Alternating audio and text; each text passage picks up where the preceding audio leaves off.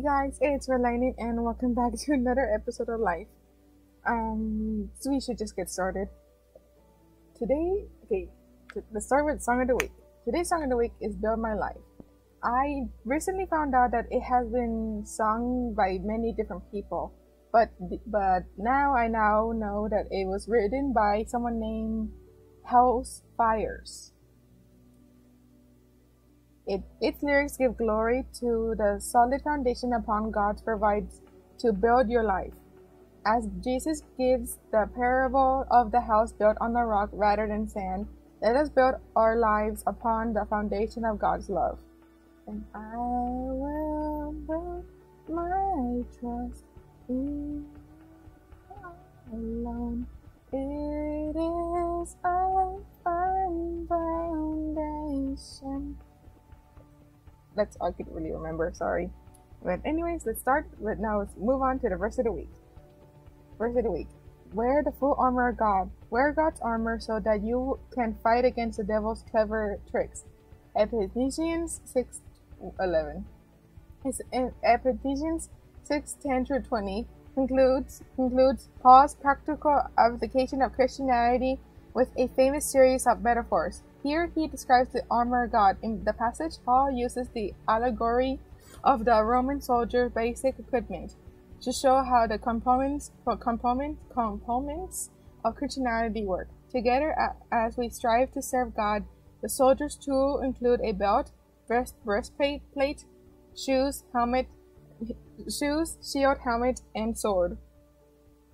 In parallel, the Christian's implements are truth, righteousness, the gospel, faith, and salvation, and the word of God. Christians are also given prayer, just as the soldier equipment is designed for their earthly battle. A Christian's equipment is meant for spiritual warfare. Okay? I remember watching a series that includes the armor of God, but it was at my church, but I don't remember what was it called. I know it was the same people who did something with the fruit of the spirit. Okay, let's move on to childhood thing for a week. Today's thing of the week is another VeggieTales one. VeggieTales Gideon Tuba Warrior. Opening countertop. As the show opens on the countertop, the pirates who don't do anything burst in to host the show out of boredom, overriding Bob and Larry. After reluctantly giving in, Bob walks off, leaving Larry, who is one of the pirates. The pirates read a letter which asks, in essence, whether to trust God. The captain, aka Paul Grape, then tells the story of George Mueller, a man who trusted God for everything. Oops. Sorry, I knocked something over. Sorry, I'm drinking green tea.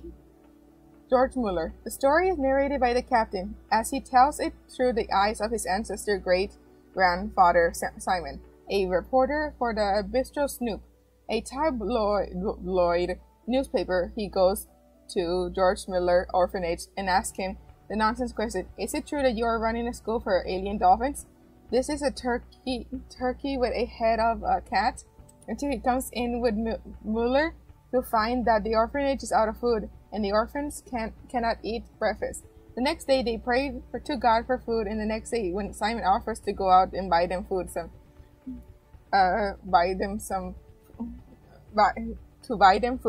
friend of Mueller miraculously comes in and offers children milk and bread. Gideon Tuba Warrior. Beginning with the montage of floats as a victory parade for conquering the Mennonites. Gideon stops the parade to explain that the large amount of praise lavished on him was not his to take. Then he tells the true account which he reluctantly chooses to defend his country against an undefeated army of over 30,000 excessively hairy pickles. The Mennonites? I don't know. After an angel appears to him intentionally, he doesn't want to, and says that he's not a warrior, that he's afraid of the dark and screams like a girl. To which the angel replies, He, the Almighty, choose you.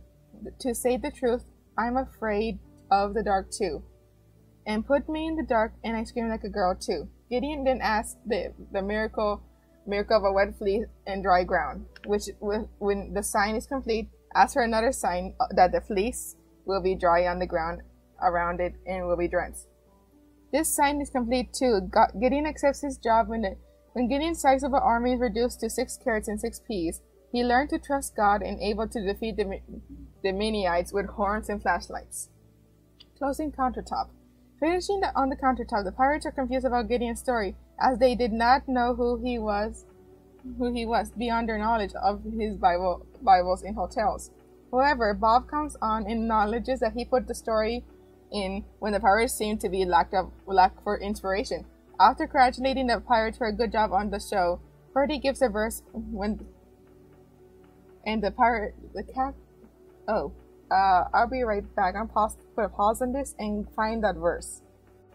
Okay, I'm back, and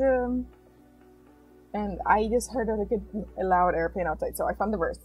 Trust in the Lord with all your heart, and do not depend on your own understanding. Seek His will in all you do, and He will direct your paths. Proverbs 3:5-6.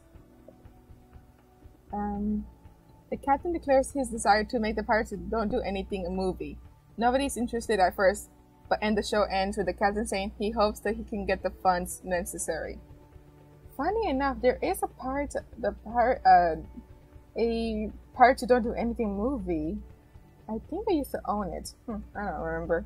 But anyways, that is all for today. I apologize if the story seems short and missing details. I apologize for that, but anyways, sorry, my hair. Anyways, I hope you enjoyed the video, and I hope you got something out of the Armor God, and I hope you can go listen to the Build My Life, because I love listening to that song.